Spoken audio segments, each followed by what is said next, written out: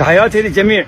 هذا موسى ابني تشوفوه، هذا جندي بالجيش الامريكي راح يلتحق. خلي غرابك، خلي غرابك بالسياره. تعال موسى دقيقه، تعال موسى، تعال. هذا موسى ابني جندي بالجيش الامريكي. ارجع لي ورا شوي. موسى بالجيش الامريكي، اقوى جيش بالعالم. ولدي 3 بالجيش الامريكي، سعد وحمزه وموسى. بعد كم يوم ترامب يستلم الحكم، وموسى الضوء اشاره راح يلتقي. وين راح يروح؟ ما اقول لكم وين يروح.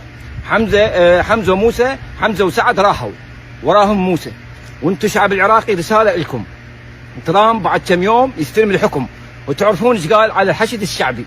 والسوداني راح لايران، وايران رفضت، وهسه ايران مناورات. فراح اوصي موسى. هذا شو؟ هذا موسى اجى طفل لامريكا، وامريكا ربته. ورساله من الشعب العراقي لموسى: ليس الامه الذي انجبت، بل الامه الذي ربت.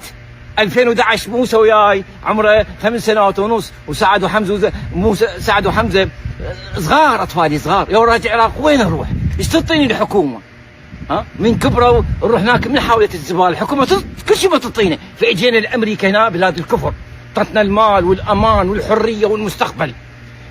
فموسى راح اوصيك، ترامب بعد كم يوم انذار، العالم كله انذار، وتعرفون ايش راح يصير، وانت شعب العراقي تعرفون ايش راح يصير عندكم. فموسى تقاتل بكل شراسه عن امريكا وبدون رحمه. الرحمه تشيلها من قلبك. امريكا هاي ربتك، اعطتك المال والامان والحريه والمستقبل، فتقاتل بكل شراسه وبدون رحمه. تحياتي لكم. باي.